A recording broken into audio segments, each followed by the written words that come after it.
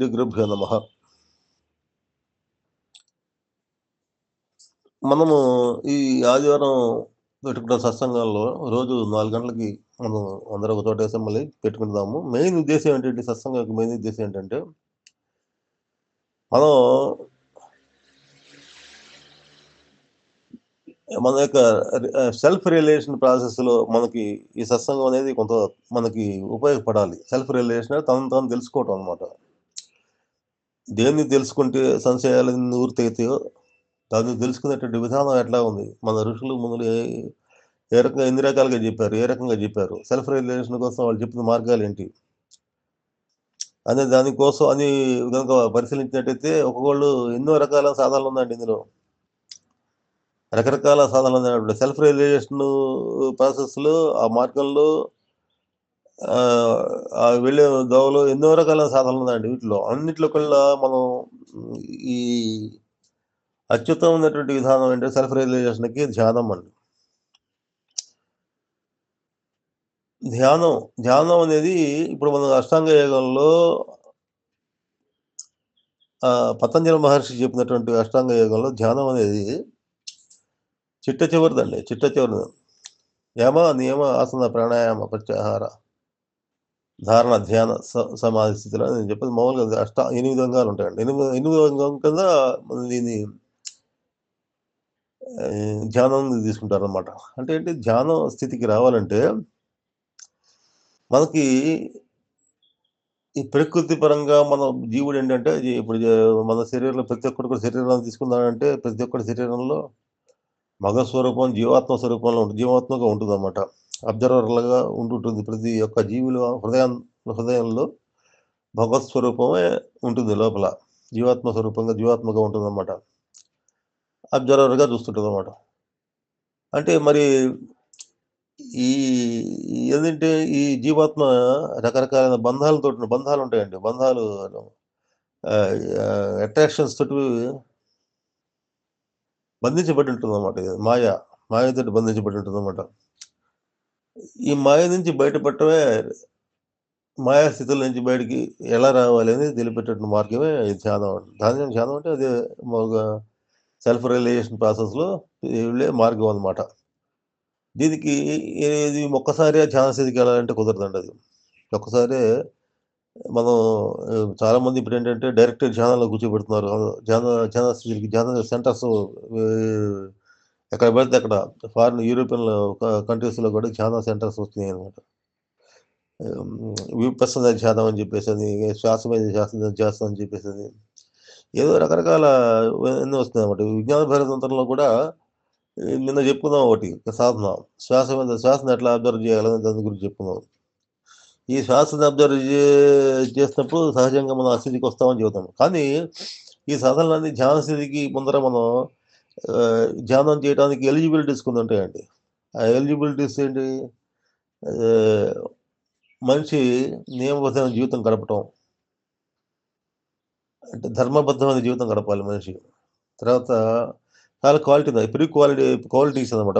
ఒక ఉద్యోగానికి ఎట్లాగైతే అర్హతలు ఉంటాయో, అట్లాగే ఈ సెల్ఫ్ రియలైజేషన్ ఏంటంటే ఆత్మజ్ఞానం అనమాట. ఆత్మజ్ఞానం పొందడానికి మరి మనకి ఎట్లా ఉండాలంటే, మనిషి ఎన్నో రకాలైనటువంటి అర్హతలు పొందింటే కానీ ఆ ధ్యాన స్థితిలో మీకు పర్ఫెక్షన్ అనేది రాదు.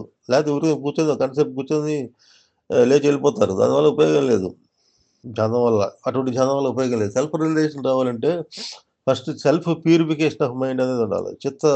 చిత్తస్థితుల్లో చిత్తశుద్ధి కలగాలన్నమాట. అంటే చిత్తశుద్ధి లేని శివ పూజలు ఎలాగా విశ్వదాభిప్రాయం అంటారు. వేమనవిగా ఏమంటాడంటే, చిత్తశుద్ధి లేకుండా శివ పూజ చేసే ప్రయత్నం ఏమిటి, రకరకాల అభిషేకాలు తెచ్చేసి చిత్తశుద్ధి లేకుండా ఏం చేసినా కూడా ఉపయోగం ఉందా? అంటే చిత్తస్థితుల్లో మార్పులు రావాలన్నమాట. మానసిక స్థితిలో మార్పులు రావాలంటే ఫస్ట్ మనం ఏం చేయాలి, క్యారెక్టర్ బిల్డింగ్ అనేది తప్పనిసరి. ఏ సాధన చేయండి, మీరు మెయిన్ ఈ సాధనలో, ఈ సెల్ఫ్ రియలైజేషన్ సాధనలో ఏదైతే భగవంతుడిని పొందాలి, తిరిగి రీయూనియన్ అనమాట, యోగ స్థితులు పొందాలంటే ఫస్ట్ మనం అందరూ ఆచరించాల్సిందంటే మామూలుగా ప్రవర్తనని సరి చేసుకోవాలండి. ప్రవర్తన లోపాలను సరి చేసుకోవాలన్నమాట. అవి లేకుండా మనం అవి చేయకుండా ఇవన్నీ ప్రిలిమినరీ మెట్లనమాట. మొదట పైకెక్కాలంటే మేడ పైకెక్కాలంటే మెట్లుంటాయి గదా!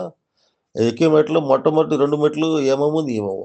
యమ నియమాలనమాట. యమ నియమాలంటే ఏంటి? అందులో ప్రపంచంలో మనం వ్యక్తులుగా ఉన్నప్పుడు, ప్రపంచంలో వ్యక్తిగా తిరిగేదేటప్పుడు మనం ఎటువంటి నియమాలు ఆచరించాలనేది యమంలో చెప్తారండి.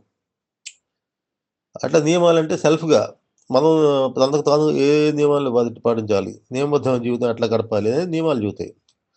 ఈ నియమబద్ధమైన జీవితం అవసరమే. ప్రపంచంలో ధర్మంగా బతకడం గూడా అవసరమే. ధర్మంగా ఎలా బతకాలనేది యమం చెబుతుందనమాట. నియమాలంటే నీ సెల్ఫ్ కంట్రోల్ ఎలా ఉండాలనేది నియమాలు చెబుతాదనమాట. కాబట్టి యమ నియమాలనేది చాలామంది అనుకుంటారు అది ఎప్పుడో కృతయుగం సంబంధించినయి ఇప్పుడు ఎట్ట కుదురుతాయని చెప్పేసి. ఏ యుగంలో అయినా సరే అవి అవసరమే. ఏ యుగంలో అయినా సరే వాటి యొక్క అవసరం ఉందనమాట.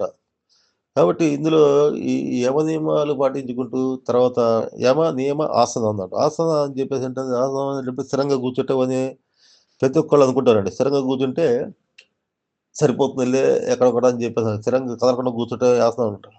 ఇక్కడ ఒక చిన్న రహస్యం ఉంది. ఆహ్, ఆహ్, ఈ భగవద్గీతలో చెప్పారండి అది. సమగ్రీవ శిరోకాయం. సమగ్రీవ శిరోకాయం. అంటే ఏంటి? మెడ, తల, శరీరం 3 సమంగా ఉండాలి. అంటే అటు ఇటు కదలిక లేకుండా వంగకుండా స్ట్రెయిట్‌గా ఉండాలి. పద్మాసనంలో అట్లా ఉంటుందండి. పద్మాసనంలో గాని, సిద్ధాసనంలో గాని అది ప్రాక్టీస్ చేస్తే నీకు ఆ రకమైనటువంటి స్థితులొస్తాయి. ఎందుకు చేయమన్నారది? అందులో ఒక చిన్న రహస్యం ఉంది. ఎందుకు చేయమన్నారంటే, మనకి శరీరంలో 3 ముఖ్యమైన దారులున్నాయండి. అవేంటంటే ఇడ, పింగళ, సుషుమ్న అన్నమాట 3.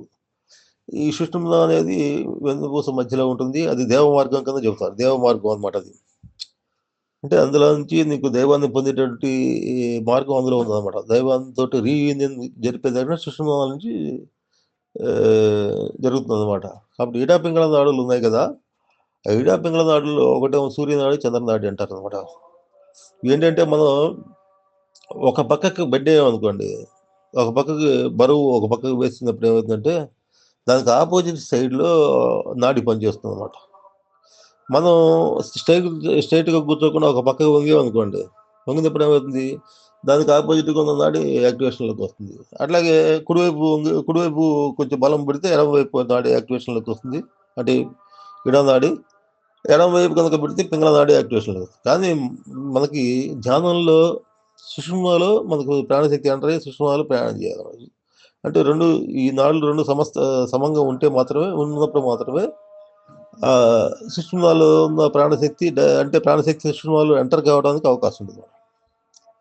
అంటే ఇప్పుడు మామూలుగా శక్తిపాతం ద్వారా సుషుమ్నాలో ప్రాణశక్తి ఎంటర్ అయినటువంటి సాధకులు కొంతమంది ఉంటారు. వాళ్ళకి కొన్ని క్రియలొస్తుంటాయి.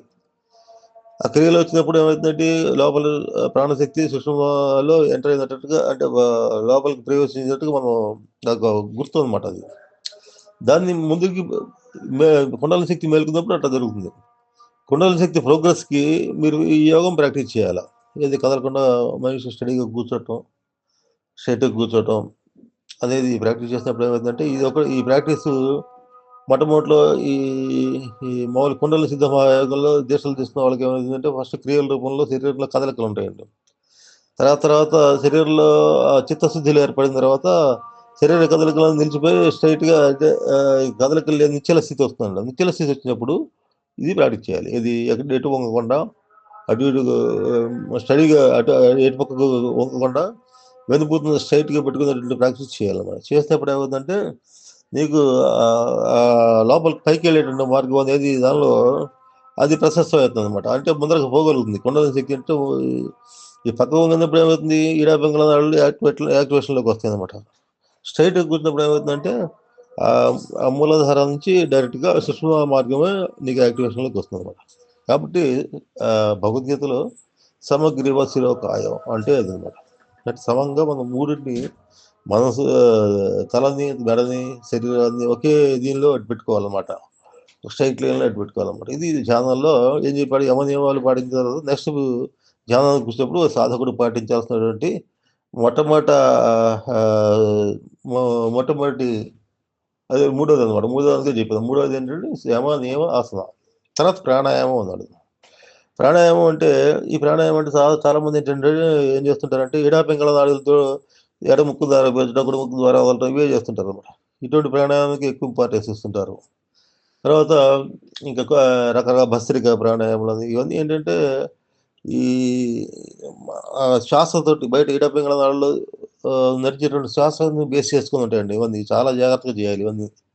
అంటే ఎందుకంటే, మనకి ఈడ పింగళ నాడుల్లో సమస్థితి చెడిపోతే ఏమవుతుంది? మృత్యు సంభవిస్తుంది. దేని యొక్క బలం ఎక్కువైనా గూడా బాహ్యంగా ప్రాణశక్తులు ఏంటంటే మామూలుగా బ బ మహా బ బయటకున్న మహాప్రాణాన్ని లోపలికి మనం శ్వాస రూపంలో పీల్చుకుంటామండి. శ్వాసలో రూపంలో పీల్చుకున్నప్పుడు అది కుడి ముక్కు గాని, ఎడమ ముక్కు గాని అవి మారుతుంటాయి అవి.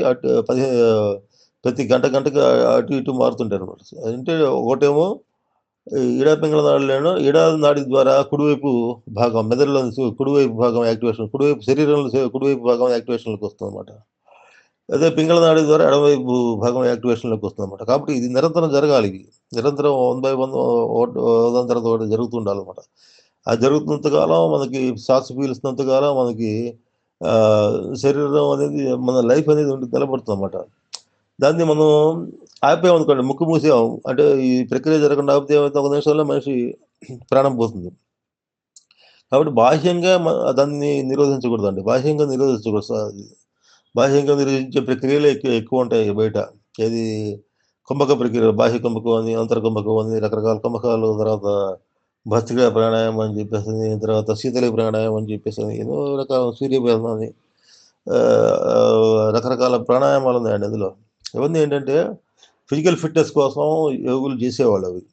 కానీ యోగుల యొక్క లక్ష్యం ఏంటంటే సుషుమ్నాలో ఉన్నటువంటి సుషుమ్నా మార్గంలోకి ప్రాణశక్తిని ప్రవేశపెట్టి దాన్ని ప్రోగ్రెస్‌ని దాని దాని దాని ద్వారా తద్వారా ముందరకు పోవడమే యోగుల లక్ష్యం. మునులు గాని, ఋషులు గాని వాళ్ళ దానికోసం చూసేవాళ్ళనమాట. దానికి శారీరక ఫిట్‌నెస్ కోసం ఇవన్నీ ఈ బాహ్యంగా ఈడా పింగళ నాడులతోటి కుంభక ప్రక్రియలు చేసేవాళ్ళనమాట. మన వాళ్ళేంటి ఇప్పుడు ఇది సుషుమ్నాలోకి ప్రాణశక్తి ఎంటర్ కావడం అనేది చాలా కష్టం. ఎందుకంటే అది దానికి సిద్ధ గురువు కావాలి. దాన్ని ఈ హఠయోగ ప్రక్రియల్లో గాని, మిగతా ప్రాణాయామ ప్రక్రియలో గాని ఒక్కోసారి కుండలిని శక్తి యాక్టివేట్ కావచ్చు. కుంభక ప్రక్రియ తెలిసినటువంటి గురువులు ఎవరైనా బాగా అనుభవం ఉన్న అనుభవజ్ఞుల సహకారంతోటి ఎన్నో సంవత్సరాలు ప్రయత్నం చేస్తే ఏదో చివరగా చివరగా కుండలిని యాక్టివేషన్ జరగడానికి అవకాశం ఉంది. అవకాశం ఉంది గానీ, ఇందులో ఎక్కువగా దెబ్బతింటానికి అవకాశం ఉంటుంది. ఎందుకని? అంత లోపల ఉన్నటువంటి ప్రాణశక్తి ఈ రకంగా ఆహ్, ఈ పూరక కుంభకాలు ఎట్లా చాలా జాగ్రత్తలు తీసుకోవాలి. ఆహారం తినకూడదు. దానికి ఆహారం లేనప్పుడు చేయాలి.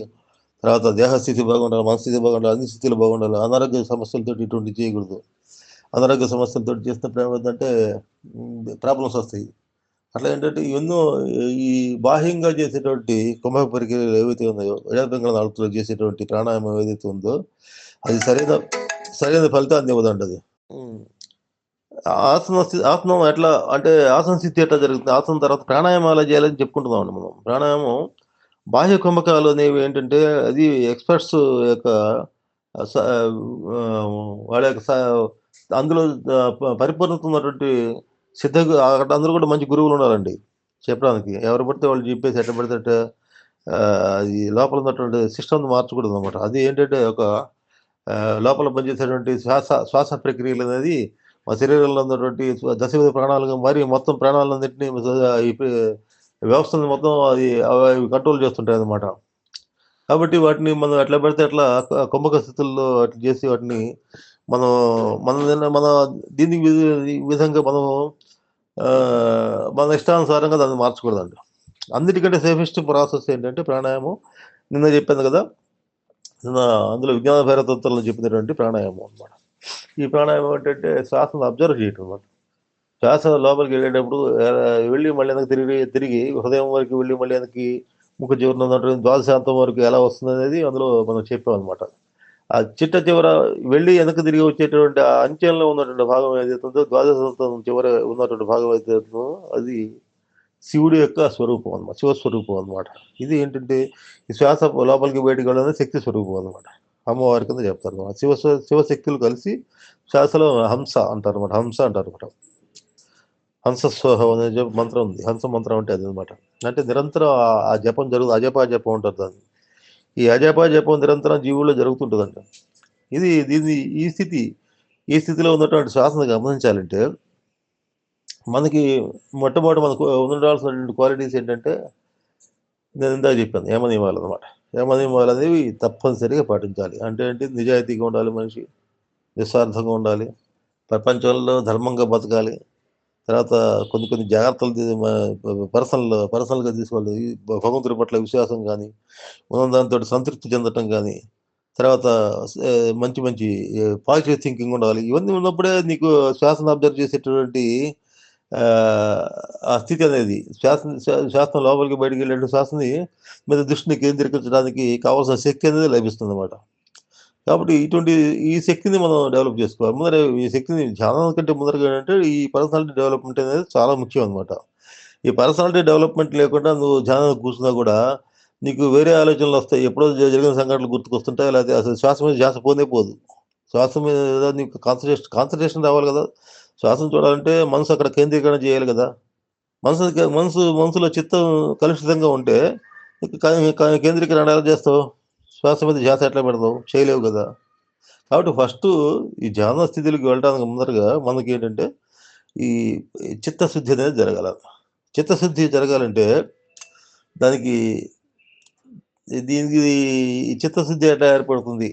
చిత్తశుద్ధి జరిగి నీకు మనసు నిర్మలం ఎట్లా అవుతుంది? అదే దానికి నీకు దాని గురించి అది తెలుసుకోవాలండి ఫస్టు. ఎట్లా ఏర్పడుతుంది? ఏ ఏ రకంగా ఏర్పడుతుంది? దీనికి మొదటి నుంచి మనం ఎక్కడి నుంచి మొదలుపెట్టాలంటే విశ్వ ప్రాణం దగ్గర నుంచి మొదలు పెడదామండి. విశ్వంలో ఉన్నటువంటి ప్రకృతి రూపంలో ఉన్నటువంటి భగవంతుడు ఆ విశ్వ ప్రాణంగా ఉంటాడనమాట. ఉండి విశ్వంలో సమస్త చరాచర జగత్తును మొత్తం సృష్టించి అంటే ప్రాణశక్తి యొక్క డిఫరెంట్ లెవెల్స్ విశ్వంగా ఏర్పడిందని చెప్పుకున్నాం అంతకుముందు. 11 లెవెల్స్ ఉంటాయని చెప్పాం. ఈ 10 మంది 3 డైమెన్షనల్ స్టేజ్‌లో మనం ఉన్నాం స్టేట్‌లో. అంటే ఈ డైమెన్షన్స్ ఉన్నాయంటే 11 డైమెన్షన్స్ ఉన్నాయి. కాబట్టి ఇది ప్రాణశక్తి యొక్క విభిన్న స్థాయిలనమాట ఇవన్నీ. ప్రాణశక్తి యొక్క విభిన్న స్థాయిలనమాట. కాబట్టి ఈ 3 డైమెన్షన్ వరల్డ్‌లో మనకు భగవంతు శక్తి ఎట్లా ఉంటే మహాప్రాణం బయట ఈ డైమెన్షన్స్‌లో ఉన్నప్పుడు ఉండే ప్రాణం మనలో జీవుడిగా లోపల గూడా ఉంటుందనమాట. మన ప్రతి జీవుల్లో గూడా ఆ ప్రాణమే విశ్వ ప్రాణమే జీవుల్లో గూడా ఎక్కడుంటది హృదయ కేంద్రంలో ఉంటదండి. హృదయ కేంద్రంలో చిన్న చుక్క రూపంలో చిన్న అణువు రూపంలో ఉంటదనమాట. మనం ఎందులో చెప్పుకుంటామండి మన మంత్రపుష్పం చదువుతున్నాం. ఏం చదువుతాం? రాజాధిరాజ ప్రహస్త నమో వయం వైశ్రవణాయ కుర్మహే. సమయ కామాన్ కామకామహ్యం కామేశ్వర విశ్రవణ దాతు. కుబేర ఇది మంత్రపుష్పం చెప్పుకొని అణుయోర్ధ్రా వ్యవస్థితః అంటాం. అణువు రూపంలో అణువు కంటే అత్యంత సూక్ష్మ రూపంలో భగవంతుడున్నాడు. సబ్రహ్మ సస్య వస హరి శేషను. ఆయనే హరి, ఆయనే శివుడు. మొత్తం ఆయనే అనమాట. అని చెప్పుకుంటాం అనమాట. అంటే ఏంటి సమస్త శక్తులు ఎక్కడున్నాయండి? హృదయ కేంద్రంలో ఉన్నటువంటి అణువు రూపంలో ఉన్నటువంటి భగవత్ శక్తులనే సమస్త ఈ మనశక్తులు ఉన్నాయన్నమాట. అంటే ఈ ప్రకృతిగా మారినటువంటి మహాప్రాణం ఏమైతుందంటే, ఆ శివశక్తులు ఆ లోపల ఉన్నటువంటి భగవంతుడి యొక్క అంశ ఆ సూక్ష్మ రూపంలో ఉన్న అంశ ఉంటేనే జీవుడు పొందగలుగుతాడనమాట. జీవుడు బతకగలుగుతాడనమాట. లైఫ్ ఉంటుందనమాట. కాబట్టి ఆ లైఫ్ అక్కడ దాకా బాహ్యంగా వ్యాపించే ప్రాణశక్తి ఏమవుతుందంటే, హృదయంలో ఉన్నటువంటి జీవుడి దాకా వెళ్ళి మళ్ళీ వెనక్కి తిరిగి మళ్ళీ మహాప్రాణాల్లో తిరిగి కలిసిపోతుంటదనమాట. ఇది మామూలుగా. ఎందుకని మహాప్రాణం నుంచి మనం ఎనర్జీని శ్వాస రూపంలో గ్రహిస్తుంటాం అనమాట. బయట ఉన్నటువంటి మహాప్రాణంలో ప్రకృతి రూపంలో ఉన్నటువంటి మహాప్రాణం అమ్మవారు అనమాట. అమ్మవారు ఏమవుతుందంటే ఈ రకంగా అమ్మవారు శ్వాస ప్రశ్వాసల రూపంలో మనం జీవుళ్ళకి కావాల్సినటువంటి సర్వశక్తిని ప్రదానం చేస్తుందనమాట. మన జీవుల్లో హృదయ కేంద్రంలో ఉన్నటువంటి అమ్మవారు ఏదైతే అది శ్వాస రూపంలో ఉంటే అమ్మవారి శక్తి ఏం చేస్తుందంటే హృదయ రూపంలో ఉన్న హృదయ కేంద్రంలో ఉన్నటువంటి పరమాత్మ దగ్గర దాకా వెళ్ళి అది పరమాత్మ స్వరూపం ఉంది కదా లోపల. అక్కడ దాకా వెళ్ళి మళ్ళీ వెళ్తూ ఈ బయటకు నిశ్వాసాల రూపంలో మనకు నిరంతరం జరుగుతుంది. ప్రాణ ప్రక్రియ జరుగుతుంటదనమాట. ఎప్పుడు ఈ లోపల జీవుడు ఉంటేనే, లోపల ఉన్నటువంటి ఆ పరమాత్మ కాన్సెప్ట్ ఉంటేనే అది జరుగుతుందనమాట. కాబట్టి ఎప్పుడైతే అది మనకి ప్రాణశక్తి ఎప్పటిదాకా ఉంటుంది? ఆహ్, ఆహ్, మన మనకు ఆలోచనలు ఉన్నంత వరకు మనకు జీవుడిగా రూపం ఎందుకు తీసుకుంటాడండి? భగవంతుడు జీవుడిగా ఎందుకు మారతాడంటే, మన జన్మల కర్మలు చేస్తుంటామండి. నేను అనుకోని చేసేటువంటి కర్మలు చాలా ఉంటాయండి. ఆ కర్మలకు అనుగుణమైన శరీరాన్నిచ్చి, ఆ శరీరం అనుభవించేట్టు చూస్తాడనమాట. ఆ కోరికలు తీర్చే విధంగా మన శరీరాలు ఏర్పడతాయన్నమాట. జన్మ జన్మాల నుంచి మనం రకరకాల కొన్ని లక్షల జన్మలు ఎత్తుంటాం. ఆ జన్మ అది ఈ జన్మలో ఈ దేహంతోటి అనుభవించాల్సిన ప్రారంభం కొంత ఉంటది. ఆ ప్రారంభం అనుభవించడానికి ఆ భగవత్ శక్తి అనేది అక్కడ లోపల అనుభవించేదాకా ఆ శక్తి అట్లా ఉంటుందన్నమాట. తర్వాత ఈ శరీరం నడవడానికి, ఈ శరీరం నడపడానికి బాహ్యం నుంచి అట్లా శ్వాస ప్రశ్వాసాలు రన్ అయితుంటాయన్నమాట. ఇది మామూలు ప్రాసెస్ అనమాట. ఇదేంటి శ్వాస ప్రశ్వాసాలు రన్ అయితుంటే, ఆ శ్వాస లోపలికెళ్ళినప్పుడు ఏమవుతుంటే జీవుడు అంటారు దాన్ని. శ్వాస అపాన వాయువుని జీవుడు అంటారనమాట. అది ఎందుకు జీవుడు అంటారు? లోపలికెళ్ళే శ్వాసను జీవుడని ఎందుకంటారంటే, అది లోపలికెళ్ళి ఏం చేస్తుందంటే చిత్తవృత్తుల్ని ప్రేరేపిస్తుందనమాట. లోపల శ్వాస లోపలికి పీల్చుకున్నటువంటి శ్వాస ఏదైతే ఉందో, అది మూలాధారం అది హృదయం నుంచి మూలాధారం దాకా చేరుకొని, మూలాధారంలో మన జన్మజన్మలు గల మూలాధారము, స్వాదిష్టానము, మణిపూరం, చక్రాలు ఉన్నాయి కదా! వీటిలో జన్మజన్మల సంస్కారాలు అందులో ఉంటాయండి. వాటిని యాక్టివేట్ చేస్తామట. ఈ శ్వాస రూపంలో ఉన్న ప్రాణశక్తి వాటిని యాక్టివేట్ చేసినప్పుడు మనకి కర్మానుభవం కలుగుతుంది. బయట బాహ్యంగా మన ప్రపంచంలో జరుగుతున్న సంఘటనల పట్ల రియాక్ట్ కావటం గానీ, సంఘటనలు అనుభవించడం గానీ, అనుభవించడం ఎక్కడ జరుగుతుంది? అనుభూతులన్నీ ఎక్కడుంటాయంటే హృదయ కేంద్రం. ఆత్మ ఆత్మ అనుభూతులకు నిలయం ఏంటంటే హృదయం. అక్కడేంటి అక్కడ ఆత్మస్థానం అనమాట. ఆత్మలో సర్వం ఉంది. ఆనందం ఉంది. ఆనందం అనుభూతి కలగాలంటే హృదయంతోటే కలుగుతుంది. మనసుతోటి కలగదు. మనసు ఏంటంటే ఎంతసేపటికి మనసుతోటి మనం కోరికలు మూలం మనసు గానీ, అనుభూతుల నిలయం మాత్రం హృదయం అనమాట. కాబట్టి ఆ హృదయం భగవంతుడు ఉన్నంత వరకు అనుభూతులు పొందుతామండి లోపల. ఆ సంతోషం తాలూకు అనుభూతులు గానీ, దుఃఖం తాలూకు అనుభూతులు గానీ, ఈ అనుభూతులకు నిలయం ఏంటంటే హృదయ కేంద్రం అన్నమాట. కాబట్టి ఈ ఈ ప్రాణశక్తి ఏంటంటే ఈ షట్చక్రాల్లో వాటిలో ఉన్నటువంటి కర్మల్ని కదిలిచ్చి మనకి అనుభవాలను కలిగజేస్తుందన్నమాట. జన్మల తాలూకు మనం చేస్తున్నటువంటి అనుభవాల్ని, కర్మల తాలూకు అనుభవాల్ని మంచి అయితే మంచి, చెడు అయితే చెడు అనుభూతులను కలిగిస్తుందన్నమాట. కాబట్టి మనకు ఫస్ట్ సెల్ కొంచెం మ్యూట్లో పెట్టండి. తేజస్వి, బుచ్చిబాబు సెల్ మ్యూట్లో పెట్టు. హలో బుచ్చిబాబు, సెల్ మ్యూట్లో పెట్టబా. ఇది మీరు సెల్ మ్యూట్లో పెట్టుకోనండి. మ్యూట్లో పెట్టకపోతే ఏమవుతుందంటే మనకి రికార్డింగ్ ఫెయిల్ అవుతుంది. మళ్ళీ ఇవన్నీ యూట్యూబ్లోకి వెళ్తాయి. సరే, మీరు వినగలిగితే వినండి. ఎటు యూట్యూబ్లో వస్తుంది కాబట్టి తర్వాత మీరు వినొచ్చు. ఇప్పుడు మీరు ఇప్పుడు ఫ్రీగా ఉండి మీరు సెల్ మ్యూట్లో పెట్టి వినగలిగితే వినండి. కాబట్టి ఇదండి మనకి ఈ రకంగా మనం ప్రాణశక్తి అంటే ఏం చేస్తుందంటే మనకి కర్మానుభవం కలిగజేస్తుంది అనమాట. మనం ఈ ధ్యాన స్థితికి వెళ్ళడానికి ముందర మనకి కర్మ నుంచి నివృత్తి జరిగి మనం సెల్ఫ్ రియలైజేషన్ అంటే ఆత్మసాక్షాత్కారం పొందడానికి మనకేంటంటే ఇవే అడ్డం, కర్మలే అడ్డం అనమాట.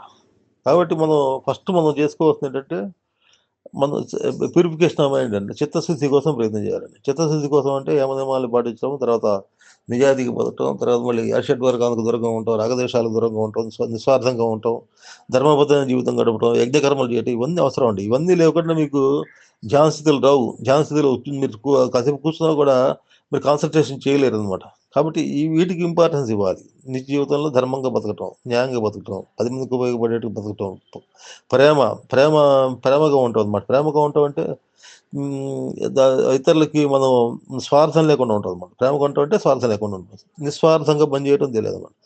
ఆ ప్రేమగా ఉన్నప్పుడు ఏమవుతుందంటే అరిషడ్ వర్గం ఆటోమేటిక్గా దూరం వెళ్ళిపోతాడండి. ప్రేమగా ఉన్న కోపం ఉండదు, ద్వేషం ఉండదు, తర్వాత జలసి ఉండదు, ఏముండదు అనమాట. అందరిని ప్రేమించే తత్వం ఉందనుకోండి, నీకు శత్రువు ఉండదు ప్రపంచంలో. నీకు ఇంకా ఇవన్నీ ఎక్కడి నుంచి అరిషడ్ వర్గం ఎందుకు బాధిస్తాయి? రాగద్వేషాలు ఎందుకు బాధిస్తాయి? స్వార్థం ఎందుకు బాధిస్తుంది? కాబట్టి ప్రేమతత్వం అనేది అన్నిటికీ టాప్ మోస్ట్. ప్రేమ లేని చోట ఘర్షణ వస్తుందండి. కాబట్టి మన లైఫ్ ఎట్లా ప్రేమమయం కావాలి. రాధాకృష్ణ ప్రేమతత్వం అంటే అది. తర్వాత ఒక యోగికి కూడా ఉన్నటువంటి యోగి హృదయం ఏంటంటే ప్రేమమయం అనమాట. యోగి అంటే ఎవరండి? విశ్వాన్ని యొక్క మేలుని విశ్వామిత్రుడు అంటారు. విశ్వామిత్రుడు యోగి అనమాట. విశ్వానికి మిత్రుడు అనమాట. కాబట్టి ఆయన యోగి అయ్యాడనమాట. అలాగే మహర్షులు వీళ్ళందరూ యోగులు అనమాట. యోగులు అంటే వాళ్ళు విశ్వక్షేమాన్ని కాంక్షిస్తారనమాట. అందరూ బాగుండాలని కోరుకుంటారు అనమాట. అందరి క్షేమం కోసం ఈ శాస్త్రాన్ని రాశారు. అందరి క్షేమం కోసమే ఈ విజ్ఞానం అంతా అందించారనమాట.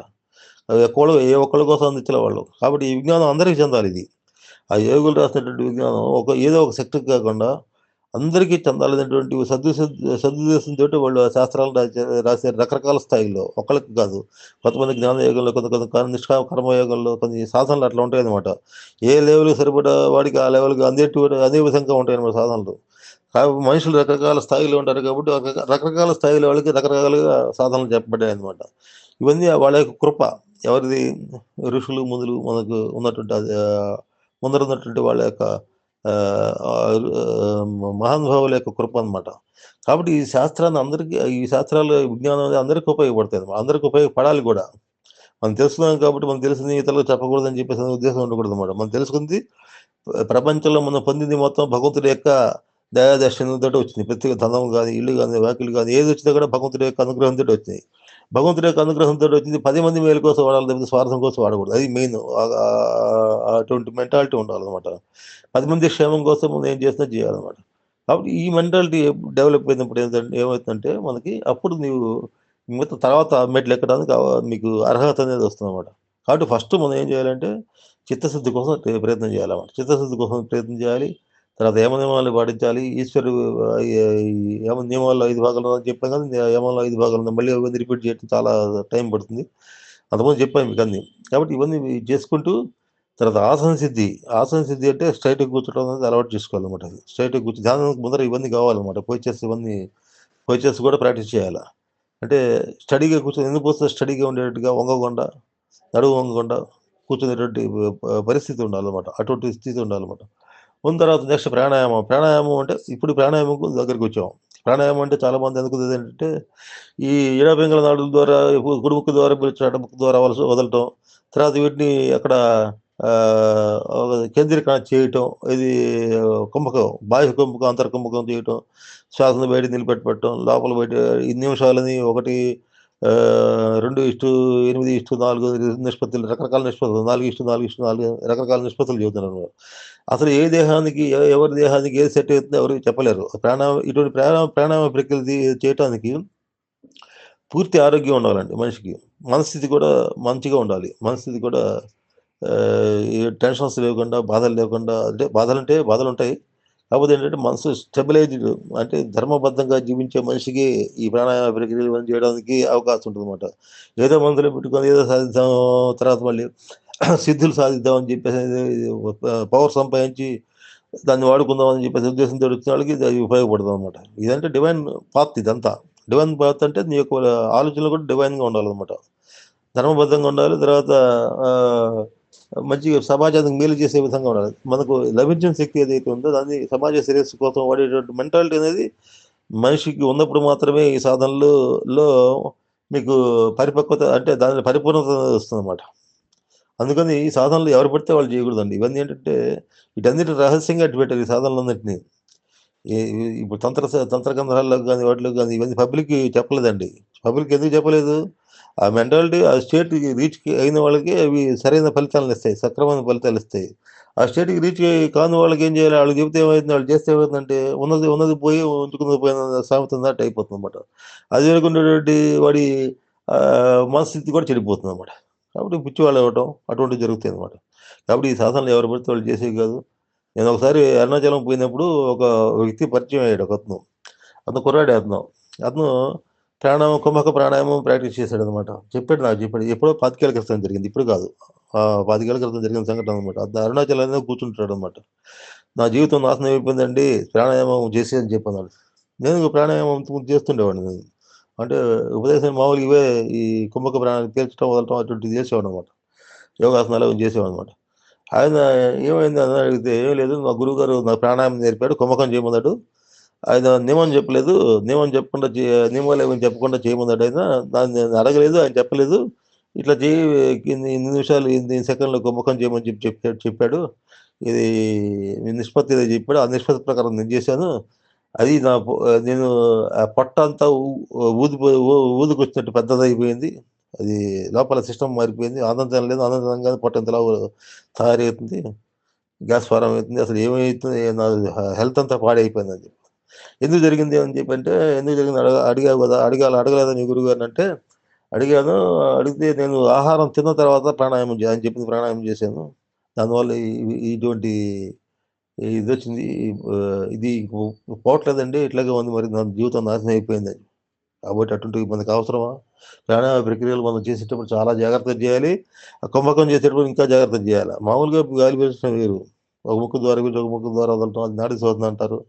అది అదర్ చేసుకో దానివల్ల ఇంకొంత ఏమైనా బ్లాక్స్ ఉంటే వెళ్ళిపోతాయి. ఏమైనా ప్రాణవాయు కోశాలు ఏమైనా బ్లాక్స్ ఉంటే వెళ్ళిపోతాయనమాట.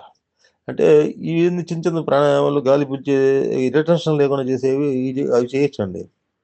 చేసినందువల్ల నష్టం లేదు. ఈ కుంభకంతోటి చేసేటప్పుడు జాగ్రత్తగా చేయాలి. దేహస్థితిని గమనించాలి. తర్వాత ఎన్ని సెకన్లు నీకు దాని కెపాసిటీ ఎంత ఉందో తెలుసుకోవాలన్నమాట. అందరూ అన్నిటికి పనికిరారండి. అన్ని సాధనాలకు పనికిరారు. అది అది గురువు నిర్ణయించాలి. అందులో సిద్ధత పొందిన వ్యక్తికి తెలుస్తాయి అవన్నీ. అటువంటి వాళ్ళ దగ్గర నేర్చుకొని చేయాలి గానీ యూట్యూబ్‌లో వాటిలో వీటిలో చూసేసి ఈ ఈ నిష్పత్తి చెప్పారు కదా! నిష్పత్తి ప్రకారం నువ్వు చేసుకుంటావు అని చెప్పంటే ఏం జరుగుతుందంటే ఇట్లాంటివి జరుగుతుందన్నమాట. జీవితాలు నాశనం అయిపోతాయన్నమాట. కాబట్టి ఇటువంటి ప్రాణాయామం కాదండి. సులభమైన ప్రాణాయామం సహజ ప్రాణాయామం నేను చెప్పాను. ఇందాక పోయిన విజ్ఞాన భైరవ తంత్రంలో చెప్పిన సాధనలో మొట్టమొదటి సాధనగా చెప్పినది. ఆ స్థితి రావడానికి సహజ ప్రాణాయామం రావడానికి మనకి దానికి క్వాలిటీస్ ఏంటంటే ప్రీ రిక్వైర్డ్ క్వాలిటీస్ ఏంటంటే ఇవన్నమాట. ఏది న్యా ధర్మబద్ధంగా మనిషి బతకటం అనేది ఒకటుండాలి. ధర్మబద్ధంగా ధర్మంతోటి ఆహ్, సంసార ధర్మానికి ఒక ధర్మం ఉంటుంది. ఉద్యోగ ధర్మం ఒక రకం ఉంటుంది. తర్వాత సంఘ ధర్మం ఉంటుంది. సమిష్టి ధర్మం ఉంటుంది. ఈ ధర్మాలన్నీ పాటించాలండి. ధర్మాలన్నీ పాటించకుండా ఇష్టం వచ్చినట్టుగా కంట్రోల్ మనం మానసిక కంట్రోల్ లేకుండా తర్వాత సమాజానికి ఆహ్, ఇప్పుడు ఈ సమాజం ఉందండి. ఈ సమాజంలో మనం ఇంత వాళ్ళం అంటే ఎంతమంది సహకారం ఉంటుందండి?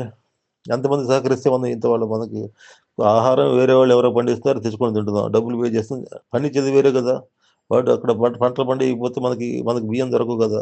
అట్లా కూరగాయలు వేరే వాడు పండిస్తుంటే మనం ఏం చేస్తున్నాం డబ్బులిచ్చి కొనుక్కొని తీసుకుంటాం. అట్లా బట్టలు కూడా వేరే రైతులు పండిస్తే అది తీసుకొచ్చి మనం చీరలు, చొక్కాలు వేసుకుంటున్నాం. అట్లా ప్రతిదీ గూడా మనం సమిష్టి జీవనం ఇది. మనం ఈ సంఘజీవి అనమాట. మనిషి అంటే సంఘజీవి అనమాట. కాబట్టి ఈ ఈ ఈ ఇంత సంఘం ద్వారా మనం ఇన్ని బెనిఫిట్స్ పొంది, ఇన్ని రకాలైన బెనిఫిట్స్ పొంది, ప్రతీది కూడా మనం ఇంటర్ డిపెండెంటే. ప్రతి ఒకళ్ళ మీద ఒకళ్ళు డిపెండెంట్‌గా ఉంటున్నాం అన్నమాట. కాబట్టి ఈ ఈ మనం అందరి యొక్క సహకారంతోటి ఈ జీవితాన్ని గడుపుతూ, అందరిని వదిలేసి ఉండటం అనేది స్వార్థం కదా! అందరిని గురించి పట్టించుకోకుండా వదిలేయటం అంటే స్వార్థం కదా! కాబట్టి మనం చేసే కర్మలు ఎట్లాగా ఉండాలంటే, మనం చేసేటువంటి ప్రయత్నాలు ఎట్లాగా ఉండాలంటే, మనం చేసేటువంటి పనులు ఎలా ఉండాలంటే 10 మంది 10 మంది మేలు కోసం మనం జేయాలి. గుర్తుపెట్టుకోండి. ఎప్పుడు కూడా మనం యజ్ఞకర్మలనేది భగవద్గీతలో మొదటి నుంచి చెప్పుకొచ్చిన యజ్ఞకర్మలు చెయ్యి నాయనా అని చెప్పి అంటాడనమాట. నీకు యొక్క యథార్థ స్థితికి నీకు చిత్తశుద్ధి కలగాలంటే యజ్ఞకర్మలు చేయాల్సిందే. యజ్ఞకర్మలు ఏంటంటే ఇతరులకు ఉపయోగపడే కర్మలు. 10 మంది సమాజ శ్రేయస్సు కోసం చేసేటువంటి పనులు చేయాలనమాట. సమాజ శ్రేయస్సు కోసం అంటే సమాజ శ్రేయస్సు కోసం డబ్బులుంటే డబ్బులు ఖర్చు పెట్టడం. లేకపోతే తెలివితేటలని సమాజానికి హితం కోసం వాడటం. తర్వాత ఈ ఇది బాహ్య ప్రకృతిలో ఉన్నటువంటి మనకి రకరకాల వాతావరణ కాలుష్య పరిస్థితులను నిరోధించడం ఇవన్నీ కూడా యజ్ఞకర్మల కిందకి వస్తాయన్నమాట. యజ్ఞకర్మలంటే నాట్ ఓన్లీ మనం చేసే యజ్ఞాలు, పూజలు ఇవే కాదండి యజ్ఞకర్మలంటే. మనం చేసే ప్రతి మంచి పని ఇది ఆఖరికి జీవులకు చేసేటువంటి మన చిన్న చిన్న జంతువులకు కొంతమంది చెట్లను నాటుతుంటారు. జంతువులకి పెంచుతుంటారు. వాటికి కావాల్సినవి చూస్తుంటారు. తర్వాత ప్రకృతి సంరక్షణ కోసం వాళ్ళు కొంత శక్తి అవన్నీ యజ్ఞకర్మల కిందకి వస్తాయన్నమాట. కాబట్టి ఇటువంటి యజ్ఞకర్మలు చేసినప్పుడు ఏమైతుందంటే చిత్తశుద్ధి అనేది ఏర్పడుతుంది. మనశ్శుద్ధి ఏర్పడుతుంది. ఇవ్వటం ద్వారా చిత్తశుద్ధి ఏర్పడుతుంది. ఎప్పుడు కూడా ప్రపంచానికి ఇవ్వటం ద్వారా మనం చేసిన హెల్ప్ వల్ల చిత్తశుద్ధి ఏర్పడుతుంది. తీసుకోవటం వల్ల ఏర్పడుతుంది. తీసుకోవటం వల్ల ఏంటంటే కర్మలొస్తాయి. కర్మలు పెరుగుతాయన్నమాట. మనం సాధ్యమైనంత వరకు తీసుకునే స్టేజ్‌లో ఉండకూడదండి. ఇచ్చే స్టేజ్‌లో ఉండాల. చిట్ట చివర శ్వాస చే చే చివరి స్టేజ్ వరకు మనం ఇచ్చే స్టేజ్‌లో చెయ్యి చాపకూడదండి. చెయ్యి మన పై చేతిలోనే పై స్థాయిలోనే ఉండాలన్నమాట. ఇచ్చే స్థితిలోనే ఉండాలి మనం. అటువంటిది జన్మ ప్రసాదించమని భగవంతుడిని మనం ప్రార్థించాలన్నమాట. నీకు డబ్బుంటే డబ్బు, శక్తి ఉంటే శక్తి, తెలివితేటలు ఏదైనా సమాజ హితం కోసం వాడేటట్టుగా ఉండాలి తప్పితే, వాడెవడో సహాయం చేస్తే మనది బాగుపడదనే ఉద్దేశం ఉండకూడదండి. ఎప్పుడు ఉండకూడదు. దానివల్ల డెవలప్‌మెంట్ ఉండదు. నేనేది నాలో భగవంతుడి శక్తి ఉంది. కాబట్టి ఆ భగవంతుడి శక్తిని నేను ఏదైనా చేయగలను అని చెప్పి సెల్ఫ్ కాన్ఫిడెన్స్ అనేది మనిషిలో ఉండాల. నేను ఇతరులని నేను ఆహ్, ఆ దేవాలయంకెళ్ళినప్పుడు భగవంతుడిని కోరుకోవడానికి అనాయాసేన మరణం అదే అదేమో ఉంటుంది అందులో ఏది ఆహ్, ఎక్కువ శ్రమ పడకుండా మరణం, ఎవరిని చేయి చాచకుండా ఉండేటువంటి జీవితం ప్రసాదించమని కోరుకోవాలంటారు దేవుడి దగ్గరికెళ్ళి. కాబట్టి ఇటువంటి లైఫ్ ఉండాలండి. ఇటువంటి లైఫ్ అంటే ఏంటంటే, తృప్తి అనేది వస్తది. ఆ లైఫ్ వల్ల ఏమవుతుంది మానసిక తృప్తి అనేది వస్తుందన్నమాట. సహాయం చేయటం వల్ల, 10 మందికి సహాయం చేయడం వల్ల మానసిక తృప్తి అనేది ఏర్పడుతుందన్నమాట. మానసికమైనటువంటి ఆహ్, ఆహ్, సాటిస్ఫాక్షన్, సెల్ఫ్ సాటిస్ఫాక్షన్ అంటారు. సెల్ఫ్ సాటిస్ఫాక్షన్ అనేది వస్తుంది. ఆ సెల్ఫ్ సాటిస్ఫాక్షన్ ఉన్నప్పుడు మాత్రమే ఏమైతుందంటే, ఆ సెల్ఫ్ సాటిస్ఫాక్షన్ ఉన్నప్పుడు ఏమైందంటే, ఎనర్జీ లెవెల్స్ అన్నీ లోపల పెరుగుతాయండి బాగా. మానసిక శక్తులు పెరుగుతాయి, శారీరక శక్తులు పెరుగుతాయన్నమాట. శరీరం మొత్తం ఎనర్జీతోటి నిండిపోయినప్పుడు ఏమవుతుందంటే, శరీరంలో కణకణం ఎనర్జీతోటి నిండిపోయినప్పుడు ఏమవుతుందంటే, మీకు బయట నుంచి శక్తి తీసుకోవాల్సిన అవసరం ఉండదండి. మహాప్రాణం నుంచి మనం నిరంతరం శ్వాస రూపంలో శక్తిని తీసుకుంటామండి. శ్వాస రూపంలో ఉచ్ఛ్వాస, నిశ్వాసాల రూపంలో శక్తిని నిరంతరం గ్రహిస్తుంటామనమాట. కాబట్టి ఈ శక్తిని బయట నుంచి తీసుకోవాల్సిన అవసరం అప్పుడు ఉండదండి. ఎప్పుడు శరీరం మొత్తం శక్తివంతమైనప్పుడు బయట నుంచి మనం ఎనర్జీ లోపల రావాల్సిన అవసరం లేదనమాట. అప్పుడేమైతుంది, అప్పుడు ఈ శ్వాస లెంగ్త్ తగ్గిపోతుంటదనమాట.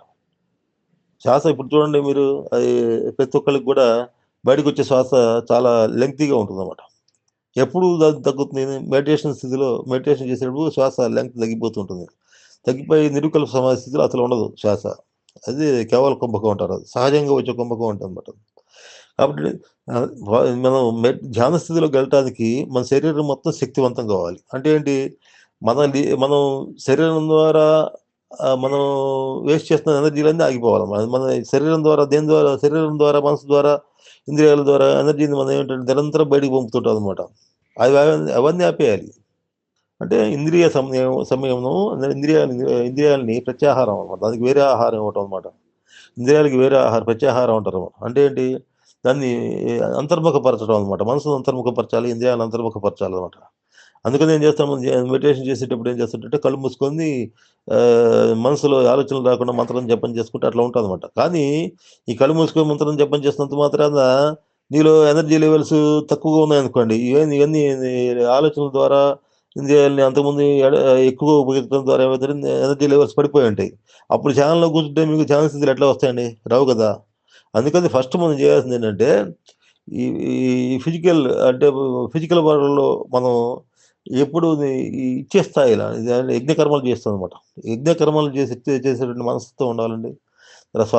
నిస్వార్థంగా ఉండాలి, ధర్మబద్ధంగా ఉండాలి. తర్వాత ఈ క్వాలిటీస్ రావాలండి. ఈ క్వాలిటీస్ ఉన్నప్పుడు ఏమవుతుందంటే, ప్రపంచాన్ని నువ్వు చేసేటువంటి ప్రతి సహాయం కూడా నీలో ఎనర్జీ లెవెల్స్ పెంచుతుందనమాట. నీలో ఉన్నట్టు ప్రాణశక్తి లెవెల్స్ పెరుగుతాయనమాట.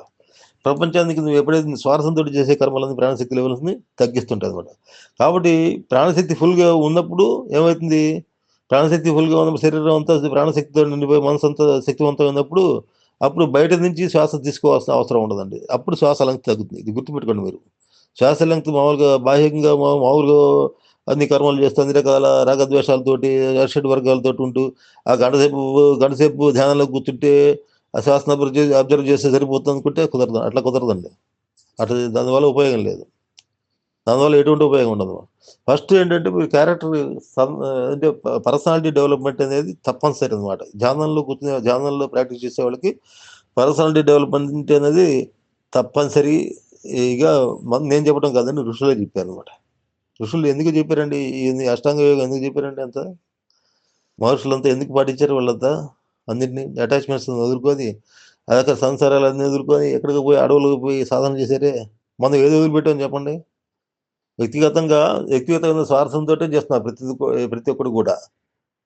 రమణ మహర్షి భక్తులుంటారండి. నేను పొద్దున రమణ సత్సంగానికి గూడా వెళ్ళొచ్చా. అక్కడ వాళ్ళేంటి దాదాపు 25 ఏళ్ల బట్టి 25 ఏళ్ల క్రితం నేను వాళ్ళతోటి కలిసి సాధన చేసినేవాడిని. నేను గూడా ఎళ్ళా అప్పుడు. రమణ మహర్షి సత్సంగం నన్ను కూడా పిలిచారు. నేను అప్పట్లో రమణ మహర్షి ఆశ్రమాలకెళ్ళాను. అక్కడ దీక్ష తీసుకొని ప్రాణాయామ దీక్షలు తీసుకొని ప్రాక్టీస్ చేస్తుండేవాడిని. 4, 5 సార్లు వెళ్ళాను. చాలా కాలం క్రితం వెళ్ళాననమాట. అప్పట్లో వాళ్ళు నాకు పరిచయం. పరిచయమయ్యి వాళ్ళేం చేశారంటే, మనం ఎట్లాగో సత్సంగం పెట్టుకుందాం ఒక చోట, గుళ్ళో సత్సంగం పెట్టుకుందాము. మీరు కూడా రండి అని చెప్పంటే వెళ్ళేవాడినన్నమాట. ఆ గుళ్ళో రోజు 10:00, 11:00కి వెళ్ళి అందరం కాసేపు ఆయనకి పటం పెట్టుకొని పూజ చేసేసి, కాసేపు ఆయన చెప్పింది మాటలు అవి చెప్పుకొని, కాసేపు పాటలు పాడుకొని, కాసేపు ధ్యాన స్థితిలో కూర్చొని వచ్చేవాళ్ళం. ఈ 25 ఏళ్ల బట్టి అదే కొనసాగుతుంది. అదే మానుకోలే వాళ్ళు. నిరంతరం చేస్తున్నాం దానికి కాదు. నేను నేను కొన్నాళ్ళు ఎళ్లి మానేశాను. వేరే సాధనలోకెళ్ళిపోయాను. నాకు ఆహ్, ఆహ్, ఇంట్లో ఉన్నట్టు సమస్య అంటే ఆఫీసు పని ఉంటుంది కదా! దాంతోటి నేను పెద్దగా వెళ్ళలేకపోయాను. కానీ వాళ్ళు కొనసాగించారది. కొనసాగించిన తర్వాత ఇవాళ ఎళ్ళా అక్కడికి మళ్ళీ. ఇక్కడ దగ్గరలో ఉన్నారంటే ఎళ్ళాననమాట. వెళ్తే ఇప్పటికి అదే స్థితిలో వాళ్ళు అదే స్థితిలో ఉన్నారనమాట. ఏది నా సత్సంగం చెప్పుకోవటం, తర్వాత ఆయనకి నైవేద్యాలు పెట్టడం, కాసేపు ఆ పటానికి పూలు పెట్టడం ఇవే చేస్తాననమాట. 25 ఏళ్ల బట్టి అదే స్థితి అనమాట. అంటే ఏంటి ఈ ధ్యానం అంటే ధ్యానం చేస్తున్నారు వాళ్ళు గూడా. ఎట్ట చేస్తున్నారు కాసేపు ఆయన మనసులో పటం ఎదురుగా కూర్చొని మనసులో పెట్టుకొని ధ్యానం చేస్తుంటారనమాట. ధ్యానంలో కూడా 3 రకాల స్టేజ్‌లుంటాయండి. రూప ధ్యానం ఫస్ట్. రూప ధ్యానం అనేది ఫస్ట్ ఉంటది. తర్వాత కాంతి తోటి చూసిన అంటే తేజ ధ్యానం అనమాట. తేజస్సుని ధ్యానించడం అనేది నెక్స్ట్ ఉంటది. అది నిరాకారం అనమాట. నిరాకార ధ్యానం అనేది నెక్స్ట్ లెవెల్. దాని తర్వాత బిందు ధ్యానం అనేది థర్డ్ లెవెల్ అనమాట. బిందు ధ్యానం అంటే ఏంటి అక్కడ ఏ రకమైనటువంటి నిశ్చల స్థితిని పొందడం అనమాట. నిశ్చలమైనటువంటి స్థితిలో ధ్యానం చేయటం బిందు ధ్యానం కిందకొస్తుందన్నమాట. ఇవన్నీ స్టేజెస్ ఉన్నాయన్నమాట. మనం ఎంతసేపటికి పటం పెట్టుకొని, విగ్రహం పెట్టుకొని కాసేపు ధ్యానంలో కూర్చుంటే అదే 25 ఏళ్ల బట్టి అదే ఆ స్థితిలో ఏ మార్పు లేదు. అట్లాగే ఉన్నారు మనుషులు. అట్లాగే ఇది చేస్తున్నారు. కాసేపు చేసుకొని వెళ్ళిపోతారు. కాబట్టి మార్పు లేని పరిస్థితి ఈ రకంగా ఎన్నాళ్ళు చేసినా మార్పు రాదనమాట. అటు రమణ మహర్షి ఏం చెప్పాడంటే ఆయన నేనెవరో తెలుసుకోమంటున్నాడు. నేనెవరో తెలుసుకోమండి. నేనంటే ఏంటి? ఆత్మ అనమాట. నేను ఆత్మ అని చెప్పండి. ప్రతి ఒక్కళ్ళు నేను ఆత్మ అని చెబుతారు. కానీ వాళ్ళు ఈ ఈ దీని నుంచి దేహభ్రాంతి నుంచి బయటపడుతున్నారా? దేహభ్రాంతి అంటే నేను అసలు నేను తెలుసుకోవాలంటే ఈ మిథ్యా నేనుని వదిలించుకోవాలా. మిథ్యా నేని అంటే ఏంటి? మిథ్యా నేని ఏ రకంగా ఉంటుంది? అహంకారంతోటి కూడుంటదనమాట. నేను నేను ఫలానా, నేను ఫలానా కులం, నేను ఫలానా మతం, నాది ఉద్యోగం, నేను అందగాడిని, నాకు డబ్బులున్నాయి. ఎన్ని రకాల నేనులుంటాయి. ఎన్నో కొన్ని వేల, వేల, వేల నేనులు మనలో ఉంటాయనమాట. వాటన్నిటిని వదిలించుకోవాలి. వదిలించుకోవడానికి ఏంటంటే భగవంతుడికి శరణాగతి పొందటం అనేది ఉండదు. ఒక మార్గం. అట్లాగే నిస్వార్థ కర్మలు నిస్వార్థంగా కర్మ చేయటం అనేది ఇంకో మార్గం. తర్వాత నిత్యానిత్య వివేచన చేయటం అనేది ఇంకో మార్గం. కాబట్టి ముందర ఫస్ట్ వాళ్ళు చేయాల్సిందేంటి? నేననే భావాన్ని, నేను శరీరం అనే భావాన్ని వదిలించుకోవాలన్నమాట. వదిలించుకోకుండా కాసేపు నేను ఆత్మనని చెప్పి అనుకోవటం వల్ల ఉపయోగం ఉందా? బా అది నేను ఆత్మనని చెప్పుకోవటం వల్ల ఏ ఉపయోగం లేదు. నేననే భావాన్ని వదిలించుకోవాలన్నమాట. నేననేది అహంకార రూపంలో ఉంటుంది కాబట్టి అది ఎట్లా వదులుతుంది? నువ్వు సమాజ శ్రేయస్సు సమాజ హితం చేయాలి. అందరిలో భగవంతుడిని దర్శించాలి. భగవంతుడు అందరిలో ఉన్నారు గదా! మరి నీ వరకు నువ్వు చూసుకుంటే నువ్వు ధ్యానం చేసుకొని మళ్ళీ ఏం చేయవు ఇంటికి పోయి ఇంట్లో తలుపేసుకొని కూర్చుంటావు. బయట ఏం జరుగుతుందో నువ్వు పట్టించుకోవు. బయట వాళ్ళ గురించి నువ్వు పట్టించుకోవు. బయట ఎవడు సఫర్ అవుతున్నాడో నువ్వు పట్టించుకోవు. బయట ఎన్ని లక్షల, కోట్ల జీవరాశులున్నాయండి. మనుషులే కాదు. రకరకాల జీవరాశులున్నాయి. వాటి గురించి ఎప్పుడైనా ఆలోచించారా?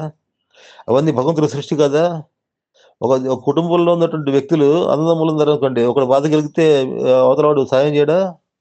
కాబట్టి భగవంతుడి సృష్టిలో ఉన్నటువంటి సమస్త జీవరాశిని మనం ఇంత సృష్టి ఎందుకు ఏర్పరిచాడండి?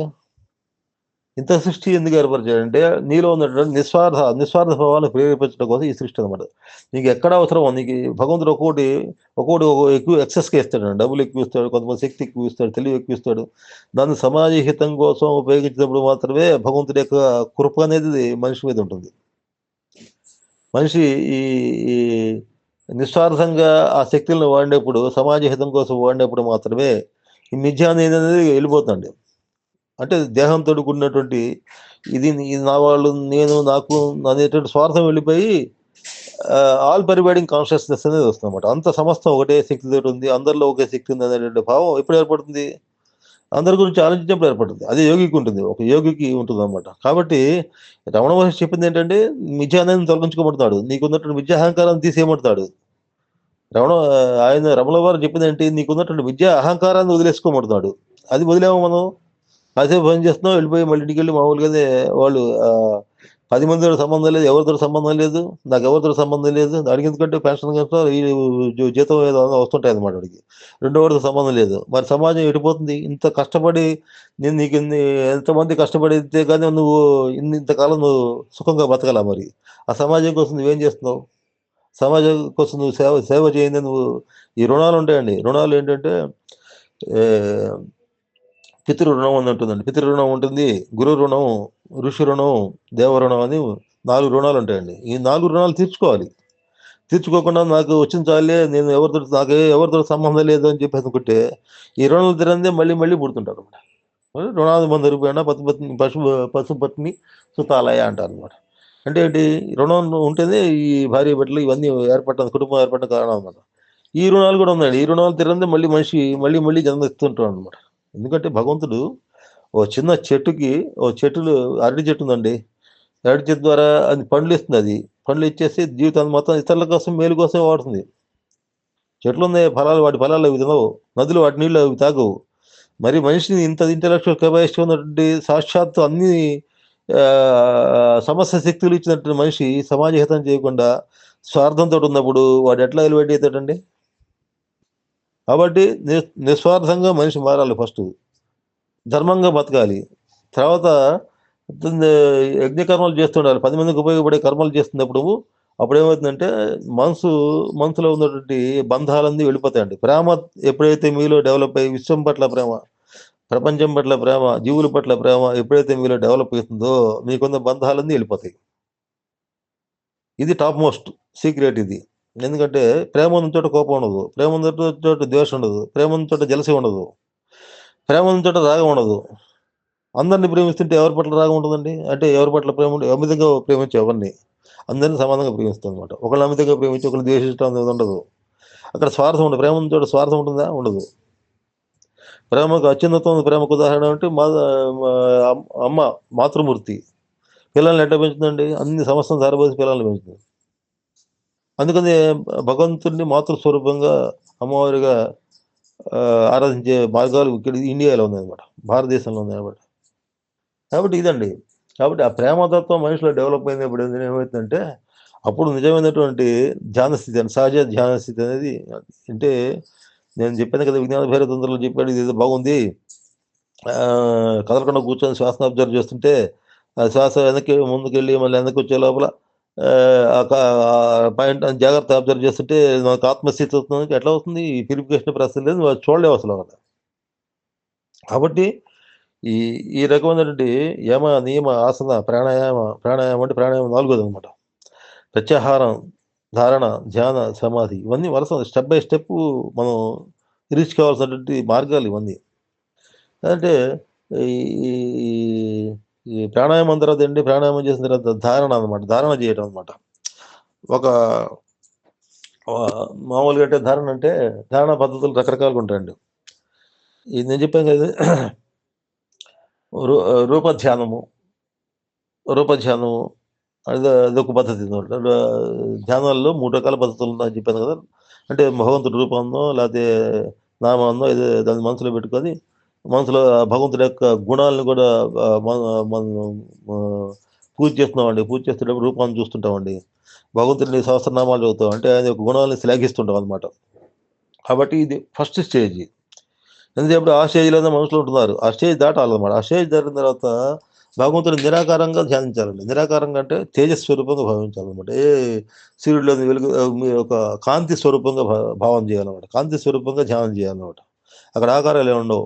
అక్కడ బిందు స్వరూపంలో ఏది మామూలుగా నీలంగా వైలెట్ కలరనో లేదా ఏదో ఒకటి నీకు కలర్స్ రకరకాల కలర్స్ ఉన్నాయి. ఎవరికి ఇష్టమైన కలర్ వాళ్ళు ఆ కలర్‌లో ఆ రూపాన్ని అది మామూలుగా బిందు కాంతి రూపంలో లోపల ఉన్నటువంటి ధ్యానం చేయాలన్నమాట. ఇది సెకండ్ స్టేజ్ అనమాట.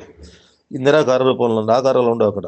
తర్వాత బిందు ధ్యానం. బిందు ధ్యానం అంటే ఇప్పుడు నేను చెప్పిందన్నమాట. బిందు ధ్యానం అంటే విజ్ఞాన భైరవ చెప్పినటువంటి ధ్యానం అనమాట. అంటే ఏంటి బిందు ధ్యానం అంటే ఏంటి? ఈ ఈ ఈ స్థితిలో ఏంటంటే బిందువు అంటే ఏంటంటే దానికి బిందువులో కదలికలు ఉండవండి. పైకి కిందకి కదలకుండా ఉంటుంది. దానికి ఎక్స్‌టెన్షన్స్ ఏమి ఉండవు. అది ఉన్న చోటే ఉంటుందన్నమాట. బిందువుని ఏ రకంగా దానికి మూవ్‌మెంట్స్ ఉండవన్నమాట. కాబట్టి మనం కూడా చిత్తంలో ఉన్నటువంటి శరీరంలో గాని, చిత్తంలో గాని బిందు స్థితిని మనం దాన్ని సాధించాలన్నమాట. ఏది ముందర ఇవన్నీ ఉంటే ముందర 4 స్టెప్స్ దాటితే తర్వాత ఈ ఇదొస్తుందన్నమాట. ఏది ప్రత్యాహార స్థితి అన్నమాట. ప్రత్యాహారం అంటే బిందు రూపంలో అంటే మనం శ్వాసను నిరంతరం గమనిస్తున్నాం అనుకో. గమనిస్తున్నప్పుడు ఆ శ్వాస ఒక చోట లోపలికి హృదయ కేంద్రం దగ్గరికెళ్ళి మళ్ళీ వెనక్కి తిరిగి వచ్చే చోట ఆహ్, ఒక చిన్న సెకండ్ మన ఆగుతుందక్కడ. ఆగిన దాన్ని దాన్ని డెవలప్ చేసుకోవాలది. ఆ స్థితిని మనం జాగ్రత్తగా అబ్జర్వ్ చేయాలి. అబ్జర్వ్ చేసినప్పుడు ఏమవుతుందంటే, నీకక్కడ భూత భవిష్యత్ వర్తమాన కాలాలు ఏవుండవండి. అంటే నిరాకార నిర్గుణ పరబ్రహ్మ స్వరూపం అక్కడుంటది. అంటే శ్వాస రూపంలో ఉచ్ఛ్వాస నిశ్వాసాలు ఈ ప్రకృతి స్వరూపాలు. అక్కడ ఉన్నటువంటి నిత్యలో ఉన్నటువంటి ఆ పరమాత్మ స్వరూపం ఎక్కడ ఉంటుందంటే అక్కడ ఉంటుంది. ఇక్కడ ఆ శ్వాస లోపల దాకా వెళ్ళి అంతర్ద్వాదశాంతం అంటే హృదయం అంటారు. బాహ్య ద్వాదశాంతం అంటే ముక్కు చివర ఉన్నటువంటి 12 అంగుళాల దూరం అనమాట. హృదయం దగ్గర నుంచి ముక్కు చివరి దాకా 12 అంగుళాల ఆ దూరంలో ద్వాదశాంతం ఉంటుందన్నమాట. అంతర్ద్వాదశాంతం ఎక్కడ ఉంటుందండి? ఆ ముక్కు చివరి నుంచి మళ్ళీ చివర హృదయం దాకా ఉండేటువంటి హృదయం దాకా ఉండేటువంటి 12 అంగుళాల దూరం ఏదైతే ఉందో అది అంతర్ద్వాదశాంతం అనమాట. ఇవి కాకుండా ఈ మామూలు శ్వాసపరంగా, చక్కెర పరంగా గూడా ఉన్నాయి. చక్కెర పరంగా గూడా నేను 2 రకాల ద్వాదశాంతాలున్నాయన్నమాట. సహస్రార చక్రం పైన ఉండేటువంటి ద్వాదశాంతం ఒకటి. తర్వాత శిఖ చివరన ఉండేటువంటి ద్వాదశాంతం ఇంకోటనమాట. శాస్త్రాల్లో 4 రకాలైన ద్వాదశాంతాలు చెప్పారనమాట. మనం ఇక్కడేంటంటే శ్వాసం గురించి చెప్పుకున్నాం కాబట్టి శ్వాసపరంగా ద్వాదశాంతం ఏంటంటే ముక్కు చివరన ఉండేటువంటి ముక్కు చివరికి గాలి వెళ్ళిపోయి తర్వాత మహాప్రాణంలో కలిసిపోయేటువంటి పాయింట్ ఒకటుంది. దాని వల్ల ఎవరు గమనించరు దాన్ని. ఏదో గాలి వెళ్తే ఆ శ్వాస మీద ఎవరు ధ్యాస పెట్టరు. కాబట్టి ధ్యాస పెట్టినప్పుడు అర్థమవుతుంది. అది శ్వాస మీద ధ్యాస పెట్టాలంటే మన ఆలోచనల యొక్క తీవ్రత తగ్గాల. మనకు మన చిత్తశుద్ధి ఏర్పడితే గానీ మనం ఆ శ్వాస అతి సూక్ష్మమైన విషయాలను కూడా మనం గమనించేటువంటి ఇప్పుడు ఈ అంత సూక్ష్మంగా మనసు మారితే ఏమవుతుందంటే శ్వాసతోటి పాటు మనం హృదయంలోకి వెళ్ళామనుకోండి అక్కడ అనాహత నాదం అని వినపడుతుంది. అనాహత నాదం. ఓంకారనాదం అన్నది. ఓంకారనాదం అనేది అక్కడి నుంచి నిరంతరం ధ్వనిస్తుంటుందన్నమాట. అది వినగలుగుతాం అనమాట. ఓంకారనాదంలో మనసు లీనమైతే ఏమవుతుందంటే అది క్రమంగా ఏమైంది ఈ ఈ ఆ ధ్వని అంత సూక్ష్మ స్థాయిలోకి మనసు వెళ్ళినప్పుడు ఏమవుతుందంటే ఇంకా మీకు కర్మలనేవి మిమ్మల్ని బాధించవనమాట. జన్మజన్మల కర్మలన్నీ ఏమంటే వీక్ అయిపోతున్నాయనమాట. ఎందుకని? అక్కడ స్థిరపడినప్పుడు చిత్తవృత్తులు ప్రేరేపించబడవనమాట. మనం అక్కడ ఆత్మస్థానాలు ఆత్మ కేంద్రంలో ఓంకారనాదం వింటూ ఉన్నప్పుడు ఏమవుతుందంటే మనసు అక్కడ స్థిరంగా ఉన్నప్పుడు ఏమవుతుందంటే చిత్తవృత్తులు ద్వారా మనకు కర్మలనేవి ఆగిపోతాయి. చిత్తవృత్తుల ద్వారా మనకు లభించే కర్మలు అవి ఆగిపోయి అవి వాటిని ప్రేరేపించలేదనుకోండి అవి వీక్ అయిపోయి నశిస్తాయన్నమాట. కర్మలు నశిస్తాయన్నమాట. కాబట్టి ఓంకారనాదం అనేది ఏం చేస్తుందంటే అంత సూక్ష్మ స్థాయిలో ప్రాణశక్తి వెళ్ళిపోయినప్పుడు ఏమవుతుందంటే మనలో షట్చక్రాల కర్మలను కూడా అది క్లీన్ చేస్తుందన్నమాట. ఆ క్లీన్ చేసే ప్రాసెస్‌లో ఏంటి రకరకాల క్రియలొస్తుంటాయి. రకరకాల ప్రాణాయామ క్రియలొస్తుంటాయి. రకరకాల కాంతి మామూలుగా ఈ కుండల యోగంలో ఉండేవాళ్ళకి ఇది అనుభవం అనమాట. కాంతులు కనపడుతుంటాయి. తర్వాత ఆగ్నేయ చక్రాల్లో స్పందనలు కనపడుతుంటాయి. ఇవన్నీ కనపడుతుంటాయన్నమాట. అంత సూక్ష్మ స్థాయిలోకి వెళ్ళినప్పుడు మాత్రమే ప్రాణశక్తి అంత సూక్ష్మ స్థాయిలోకి వెళ్ళినప్పుడు అనమాట. తర్వాత ప్రాణశక్తి ఏమైందంటే మనసు ఇంకా సూక్ష్మ స్థాయిలోకి వెళ్ళినప్పుడు అప్పుడు ఆ ప్రాణశక్తి అంటే కుండల శక్తి పైకి వెళ్ళిపోయి ఎక్కడ ఆగ్నేయ చక్రం దగ్గర మనసు లయం అయిపోతుందక్కడ. మనోలయం జరుగుతుంది. మనోలయం జరిగిన తర్వాత మనం చేసే సాధన ఏముందని చెప్పి మనసు లేకపోతే సాధన ఏముందండి ఇంకా? ఉంది. పైన గూడా ఉందండి. పైన 6 చక్రాలు ఉంది సార్. ఎక్కడి నుంచి?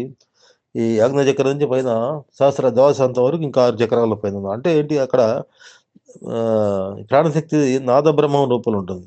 ఓంకార రూపంలో అదేమైతుందంటే ఇంకా సూక్ష్మంగా ధ్వని ఇంకా సూక్ష్మ స్థాయిలోకి వెళ్తూ చివరికి ద్వాదశాంతం దగ్గర మహాప్రాణంలో లీనమవుతుంది. అది నిర్వాణ స్థితి అంటే అదనమాట. ఆ స్థితికి వెళ్ళడం అంటే అందులో లయం కావటం అంటే మళ్ళీ తిరిగి అది జన్మలో ఉండవండి ఇంకా. ఆ స్థితికి వెళ్ళినప్పుడు. అప్పుడు ఆ స్థితికి వెళ్ళే మధ్యలోనే ఈ 11 రకాల స్థాయిలుంటాయి. ప్రాణశక్తి యొక్క 11 రకాల స్థాయిలు.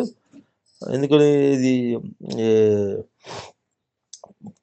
భగవంతుడు ఎక్కడుంటాడంటే 11 స్థాయిలో ఉంటాడని చెప్పాం కదా! 11 దీనిలో ఈ మధ్యలో ఇవన్నీ మనం 3 డైమెన్షన్‌లో ఉన్నాం. క్రమక్రమంగా మన సాధన పెరుగుతున్న కొద్దీ 4థ్, 5థ్, 6థ్ అట్లా డైమెన్షన్స్ పెరుగుతూ ప్రాణశక్తి సూక్ష్మ స్థాయిలోకి వెళుతూ, మనసు సూక్ష్మ స్థాయిలోకి వెళుతూ సాధన పెరుగుతూ ఉంటుందన్నమాట. కాబట్టి ఇది అన్నిటికీ ప్రీ రిక్వైర్డ్ క్వాలిటీస్ ఏంటండి? వీటన్నిటికి అతి ముఖ్యమైనది ఏంటి? మీకు ఇప్పటికే అర్థమై ఉంటుంది. అంటే ఏంటి? మనం ధర్మంగా బతకటం అన్నమాట. తర్వాత సెల్ఫ్ రియలైజేషన్‌కి కావాల్సిందేంటంటే ప్యూరిఫికేషన్ ఆఫ్ మైండ్. కాబట్టి ప్యూరిఫికేషన్ ఆఫ్ మైండ్ లేకుండా ఏ సాధన చేసినా కూడా ఉపయోగం లేదు. దానికోసమే ఈ ఈ రామకృష్ణ పరమహంస చెప్పిన కథామృతంలో గాని, రమణ మహర్షి చెప్పిన వీటిలో గాని నేనంటే కనుక్కోమంటాడు. నేనెవరో నేననే దాని గురించి ఆలోచించమంటాడు. నేనంటే ఏంటంటే నేననేది ఆత్మస్వరూపం. ఆత్మస్వరూపం ఎట్లా తెలుస్తుందండి? అనాత్మ అయింది దాన్ని దూరంగా పెట్టాలి. మా మనసు మనసు పరిధి నుంచి బయటకొచ్చినప్పుడే అసలు అసలు ఆత్మ గురించి తెలుసుకోగలుగుతావు. నువ్వు ఏది వదులుకోవు? నీకు ఏ సుఖాలు వదులుకుందామండి? శారీరకమైన సుఖాలు, మానసికమైన సుఖాలు ఇవన్నీ కావాలి మనకి. మన ఆత్మ ఎట్లా లభ్యమవుతుంది? కాబట్టి ఆత్మ స్థితిని పొందాలంటే మానసికంగా, శారీరకంగా శక్తివంతంగా ఉండాలి. తర్వాత ఓహ్! హ్మ్. ఆహ్, ఇప్పుడు ఎప్పుడైతే నువ్వు అన్నిటిని శరీరం మొత్తం శక్తితో నిండిపోయిందండి. ఇంక శక్తి అవసరం లేదు. ఏమైతుందప్పుడు ఆ మహాప్రాణం నుంచి వచ్చే శక్తి క్రమక్రమంగా తగ్గుతూ, తగ్గుతూ, తగ్గుతూ శ్వాస లెంగ్త్ తగ్గుతూ, తగ్గుతూ ఎక్కడికొస్తుందండి? అక్కడ ఆ శ్వాస లెంగ్త్ తగ్గుతూ ఆగ్నేయ చక్రం దగ్గర పూర్తిగా లయించిపోతుంది. అక్కడి నుంచి నాద బ్రహ్మం రూపంలో, శబ్ద బ్రహ్మం రూపంలో పైప్రాణం మహాప్రాణంలో శబ్దం మహాప్రాణంలో కలుస్తుందనమాట. కాబట్టి ఈ ప్రాసెస్ అంతా జరగటానికి ఆహ్, మనకి ఏది తోడ్పడుతుందండి? మనకు ఈ సొంత ప్రయత్నాలు ఎంతవరకు? ఆగ్నేయ చక్రం వరకు. తర్వాత ఎవరి ప్రయత్నంగా ఎవరి సహకారం కావాలండి? ప్రాణశక్తి సహకారం కావాలి. ప్రాణశక్తి సహకారం అంటే ప్రాణశక్తి ఎట్లా పనిచేస్తుందండి? సంకల్పాల ద్వారా పనిచేస్తుంది. అంతేగా అక్కడ సంకల్పం లేదు. మరి ఎవరి సంకల్పం పనిచేయాలి అక్కడ? అక్కడ గురువు ఎంటర్ అయితాడు. సిద్ధ గురువు ఎంటర్ అయితున్నాడు. సిద్ధ గురువు ఏం చేస్తాడంటే శిష్యుడి యొక్క మేలును కోరుతున్నాడు కాబట్టి సిద్ధ గురువు శిష్యుడి యొక్క మేలును కోరి వాడు ఎప్పుడు కూడా సిద్ధ గురువు దీక్ష తీసుకున్నటువంటి శిష్యుని మీద ఆ ప్రేమ భావం అనేది ఉంటుందన్నమాట. దానివల్ల ఏమంటే సత్సంకల్పాలు చేస్తుంటాడు కాబట్టి తర్వాత స్థితులన్నీ కూడా గురువు యొక్క అనుగ్రహంతోటే నడుస్తాయి. అందుకనే గురు పరంపరలు వచ్చినాయి. గురు పరంపర ఏర్పడటానికి కారణం అదే. గురు పరంపర లేకపోతే ఎందుకండి? ఎప్పటినుంచో ఉన్న పరంపర ఇప్పటిదాకా ఎందుకు కంటిన్యూ అయింది? కాబట్టి ఆ గురు పరంపరల ద్వారా ఇటువంటి ఈ శిష్యులు ఎవరైతే పాత్రత గల శిష్యులనికి మార్గదర్శనం చేయడానికి గురు పరంపరలు ఏర్పడ్డాయి.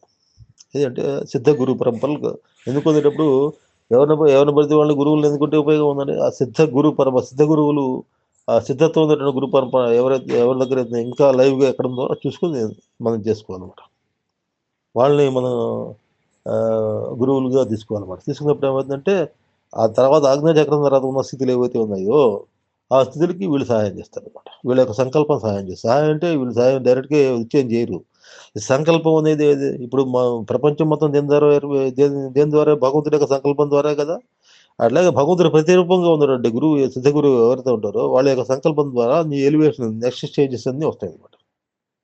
కాబట్టి ఇక్కడ గురువు యొక్క ఆహ్, సహకారం ఎంత అవసరమో మీరు గమనించే ఉంటారు. కాబట్టి అటువంటి యోగ పరంపరకు చెందినటువంటి ఇది వన్ ఆఫ్ ద బెస్ట్ పరంపర. ఇప్పుడు మనం మీరు వింటున్నటువంటి కుండలిని సిద్ధ మహాయోగం అనేది దీనికి ఉన్నటువంటి పరంపర ఎక్కడి నుంచి సాక్షాత్ శివుడి దగ్గర నుంచి వచ్చిన పరంపర. ఇప్పటి వరకు లైవ్‌గా ఉంది. ఇప్పటి వరకు సిద్ధ గురువుల ద్వారా ఇది ఇప్పటి వరకు బతికే ఉంది. అంటే ఇప్పటి వరకు శిష్య పరంపర దీన్ని తరించేవాళ్ళు ఉన్నారు జనాలు. దీని ద్వారా లబ్ధి పొందినవాళ్ళున్నారు. అంటే ఇంత ఈ ఈ ఎందుకుందంటే ఈ కారణం వల్ల ఉందన్నమాట. శిష్యుడికి దీక్ష ఇవ్వంగానే యొక్క గురువు ఇప్పుడేముంటది గురువులందరూ ఎట్లా ఉన్నారు? దీక్ష ఇచ్చేసిన సంగతి మళ్ళీ కనపడ్డు. వాడు కనపడ్డు, వీడు కనపడ్డు. వాడొక చోటుంటాడు, వీడొక చోటుంటాడు. ఈ కనెక్షన్ కూడా కనీసం ఫోన్‌లు కూడా చేయరు. కనెక్షన్ ఎట్లా ఏర్పడుతుంది? ఆ సత్సంబంధం ఎట్లా ఏర్పడుతుంది చెప్పండి? కాబట్టి దీక్ష తీసుకున్నటువంటి శిష్యులకి తప్పనిసరిగా ఏంటంటే నెలకోసారన్నా ఎలా చేస్తున్నట్టు సాధన గురించి గురువుతోటి చెప్పుకోవాలి. గురువు యొక్క డైరెక్షన్స్ తీసుకోవాలి. చేసేటప్పుడు మాత్రమే ఆ సంబంధం నిలబడి ఉంటుంది. అంతేగాని దీక్ష తీసుకున్నాం ఇంకా ఆయన మనం పట్టించుకోక మనం మ మ మనదామని మనం ఉందాం. ఆయన ఉంటాడు. ఆహ్, మనకి ఇంకేం సంబంధం లేదన్నట్టుగా ఉండకూడదండి. చాలా మందిలో మనం గమనిస్తుందేంటంటే దీక్ష తీసుకున్నాం ఇంక మాకు అన్నీ వచ్చేస్తున్నాయి. అన్నీ రకరకాల అనుభవాలు వచ్చేస్తున్నాయి మనకి. వాళ్ళతోటి సంబంధం లేదు గురువుతోటి. అని చెప్పంటే ఈ పరంపరలన్నీ ఎందుకండి గురు పరంపరలన్నీ ఇంతమంది మరి సిద్ధ గురువులు ఇన్ని పుస్తకాలు రాసి మరి ఇంత మార్గదర్శనం ఎందుకు చేయాల్సొస్తుంది ఇవన్నీ? కాబట్టి వీటన్నిటికి ఈ ఒక ఒక శాస్త్రబద్ధమైనటువంటి ఒక ప్రణాళిక ఉంది దీనికి. ఆ ప్రణాళికని మనం గౌరవించాలన్నమాట. గౌరవించినప్పుడు ఏమైందంటే మనకి తర్వాత స్థితులు నెక్స్ట్ హైయర్ స్టేజెస్ అనేది నేను ఇదొక్కటే 3 డైమెన్షనల్ వరల్డే ఫైనల్ కాదండి. ఇక మరి ఫోర్త్, ఫిఫ్త్, సిక్స్త్ ఈ డైమెన్షన్స్‌లో నీకు ఎవరు మార్గదర్శనం చేస్తారండి? గురువు యొక్క సంకల్పమే మీకు మార్గదర్శనం చేస్తుంది. గురువు ఆ స్థాయిలో పై స్థాయిలో ఉంటాడు కాబట్టి, ఈ స్థాయిలో ఉన్న కింద స్థాయిలో దీక్షించిన శిష్యుడి యొక్క ప్రోగ్రెస్ నిరంతరం పరిశీలిస్తుంటారనమాట. నేను చాలా మందికి ఫోన్లు చేస్తుంటాను. ఫోన్లు చేసి మాట్లాడుతుంటాను. ఎందుకంటే నాకేం పని లేదనుకుంటారు జనాలంతా. ఎవరిని మాట్లాడతారో సాధన గురించి ఎవరిని మాట్లాడతారో కాస్త వాళ్ళకి ఏమైనా డైరెక్షన్ ఇద్దామనే ఉద్దేశంతోటి శిష్యులు చాలామంది చేస్తే అందరూ బిజీగా ఉంటారు. ఎవరు నాతోటి మాట్లాడే తిరిగి కూడా ఉండదు. అటువంటి వాళ్ళకి సాధన ఎట్లా ఇదైతుందండి చెప్పండి? నేను సాధనలో ముందు వాళ్ళకి ఏంది సలహాలు ఇవ్వగలను? అసలు ఇది ఇటువైపు ఇంట్రెస్ట్ లేని వాళ్ళకి అందుకనే కొన్ని కోట్ల మందిలో ఎవరో ఒకళ్ళు ఇద్దరే ఇందులోకి సక్సెస్ రావడానికి సక్సెస్ కావడానికి అవకాశం ఉంటుందన్నమాట. అందులో మనకి భగవద్గీతలో చెప్పారమ్మా ఎన్నో కోట్ల మంది మనుష్యత్వం, ముముక్షత్వం, మహాపురుష సంశ్రయం. ఈ 3 దొరకటం అనేది అత్యంత దుర్లభం అనమాట. మహాపురుష సంశ్రయం దొరికిన తర్వాత వాడి సాధన నిలిచి పూర్ణ స్థితికి వెళ్ళడం కూడా అతి దుర్లభమైన విషయం అనమాట. కాబట్టి మాయ అనేది అట్లా మనిషిని వెనక్కి లాగుతుంటుంది. కర్మలు లాగుతుంటాయి అనమాట. కాబట్టి మీరందరూ కూడా ఏంటి మనకి యథార్థ స్వరూపం తెలుసుకోవాలి. ఎంతో అమూల్యమైనటువంటి విద్య. కుండలిని యాక్టివేషన్ అంటే ఎంతో అమూల్యమైనటువంటి స్థితి అది. అది ఎవరికీ లభించిన స్థితి అనమాట. దాన్ని మనం సక్రమంగా వినియోగించుకొని దాన్ని సాల్వేషన్‌కి ఉపయోగించుకోవాలి. దాన్ని పర్సనల్ యూజ్ కోసం ఉపయోగించుకోవాలన్నమాట. అంటే మనలో నిస్వార్థంగా ఉంటూ గురువు చెప్పిన మార్గంలో ముందుకు వెళ్ళేటువంటి ప్రయత్నం చేసినప్పుడు మాత్రమే ఈ సిద్ధ మహాయోగం ద్వారా లభించినటువంటి శక్తి ఏదైతే ఉందో అది మిమ్మల్ని ముందుకు నడిపిస్తుందన్నమాట. కాబట్టి ఇదండి ఇందులో ఉన్నటువంటి ఈ యోగంలో ఉన్నటువంటి ఒక ముఖ్యమైనటువంటి ధ్యానం అంటే చెప్తాం. ధ్యానం అంటే అందరూ ప్రతి ఒక్కళ్ళు కూడా ఎవరికి వాళ్ళు గంట సేపు కూర్చొని ధ్యానం చేసాం, గంట సేపు చేశాను, 2 గంటలు చేశాను. నాకు విష్ణుమూర్తి కనపడ్డాడు, నాకు శివుడు కనపడ్డాడు, నాకు అమ్మవారు కనపడ్డది. ఏదేదో చెబుతుంటారు, రకరకాలు చెబుతుంటారండి. నీకు మనశ్శుద్ధి లేకుండా ఇవన్నీ ఎట్లా కనపడతాయండి? మనశ్శుద్ధి లేకుండా, నీకు చిత్తశుద్ధి లేకుండా నీకు ఇవన్నీ కనపడుతున్నాయంటే ఏదో ఇవన్నీ అంటే జనాల కోసం అనమాట. కనపడితే కొన్ని వాళ్ళతోటి ఉండు, వాళ్ళతోటి మాట్లాడు, చక్కగా ధ్యానం చేసుకొని ఉండు. అది 10 మందికి చెప్పాలి. 10 మందికి నాకు కనపడ్డాడు, ధ్యానం చేస్తున్నాను. 10 మంది కోసం నువ్వు ఆలోచిస్తున్నావంటే నీ మనసు బయటికి ఉందనమాట. లోపల పోలా. లోపల పోయేటప్పుడు మౌనంగా ఉంటాడు మనిషి. ఇంకా ఏ సాధన మీదే ఉంటుంది మనసు. సాధనలో ఉన్నతి మీద ఉంటుంది. సాధనలో వచ్చే అనుమానాలు వాటిని గురువుల దగ్గర నివృత్తి చేసుకోవటం అవే ఉంటాయి.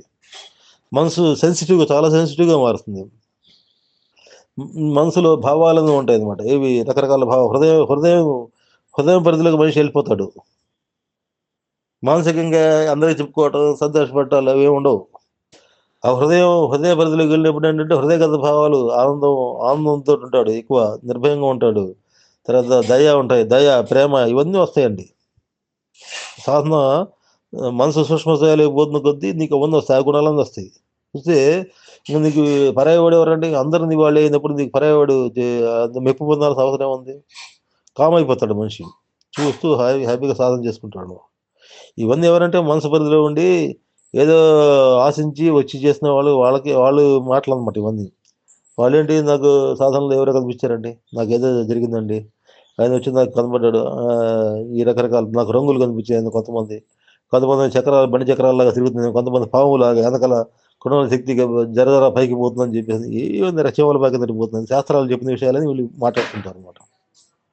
ఇవన్నీ నిజంగా మనసు సూక్ష్మ స్థాయిలోకి వెళ్ళాలంటే ఈ క్వాలిఫికేషన్స్ ఉండాలండి. ఆ మనశుద్ధి అనేది ఉండాలి. మనశుద్ధి లేకుండా ఎవరికి కుండల శక్తి అంత సటిల్ అంటే సూక్ష్మ స్థాయిలోకి వెళ్ళేటువంటి ప్రసక్తే లేదు. ఒకవేళ వాళ్ళు ఏమన్నా అటువంటి ప్రయత్నాలు చేసినా కూడా ప్రయత్నాల వల్ల దెబ్బతింటారు అనమాట. ఏది కుంభకం ప్రాణాయామం చేసి కుంభకం కుంభించి శ్వాసను కుంభించి ఏదేదో రకరకాల సాధనలు చేస్తున్నారు. దానివల్ల ఏమవుతుందంటే మన చిత్త చాంచల్యం వస్తుంది, పిచ్చి పడుతుంది. ఎందుకంటే మన శరీరంలో చాలా సూక్ష్మమైనటువంటి నాడీ వ్యవస్థ ఉంది. ప్రాణ ప్రాణమయ కోశంలో ప్రాణనాడులకు సంబంధించినట్టు ఈ నాడులు కాదండి, ప్రాణనాడులు ఉన్నాయి. ప్రాణనాడులు ఉన్నాయన్నమాట. 72,000 నాడులు ఉన్నాయి. ఆ నాడులో ప్రాణశక్తి నిరంతరం ప్రవహిస్తుంటుంది అనమాట. నువ్వు బలవంతం నాపితే ఏమవుతుంది? లోపలికి వెళ్ళే ప్రాణాన్ని నాపితే ఏమవుతుంది? ఆ నాడీ వ్యవస్థ దెబ్బతింటుంది. పెరాలసిస్, తర్వాత మత్స్య చాంచల్యం ఇవన్నీ వస్తాయి అనమాట. కాబట్టి పాత్రత అనుసరించి సాధన చేయాలి. పాత్రత క్రమంగా పెంచుకొని సాధన చేయాలి. పాత్రను క్రమంగా పెంచుకోవాలా. అంటే పెంచుకోవటం అంటే ఏంటంటే నిస్వార్థంగా మనిషి ఉండాలి, ధర్మబద్ధంగా బతకాలి, తర్వాత భగవంతుడి మీద నమ్మకం ఉండాలి, నిష్కామ కర్మ చేయాలి, భక్తి ఉండాలి, సమర్పణ భావం ఉండాలి. ఇవన్నీ ఇన్ని క్వాలిటీస్ ఉంటేనే ఈ మార్గంలోకి రావాలా. ఈ మార్గంలోకి వస్తే ముందుకు వెళ్తావు. ఒకసారి రావు అవన్నీ క్రమక్రమంగా పెంచుకోవాలి. సాధనలోకి వచ్చిన తర్వాత మనం పెంచుకోవాలి అన్నమాట.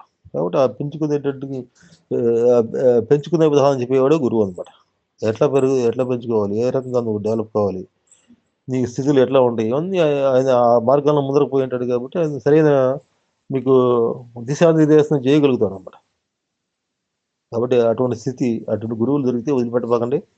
అటువంటి గురువు యొక్క అనుగ్రహంతో మీరు ముందరికి చాలా ఈజీగా అనమాట. గురువు యొక్క అనుగ్రహం అంటే ఇదే కుండల సిద్ధమహాయోగం అనమాట. ప్రత్యేకత ఏంటంటే మీకు ఈ కుండలిని యాక్టివేషన్ అనేది ఎన్నో తపస్సు చేస్తే కనుక కలగందే ఒక మూడు మూడు రోజుల్లో మీకు కుండలిని యాక్టివేషన్ జరుగుతుంది. యాక్టివేషన్ వేరు, దాని ప్రోగ్రెస్ వేరు. యాక్టివేట్ అయ్యి స్వాధిష్టానానికి వస్తుంది. దాని ప్రోగ్రెస్ ముందరికి పోవాలంటే ఇవన్నీ కావాలి.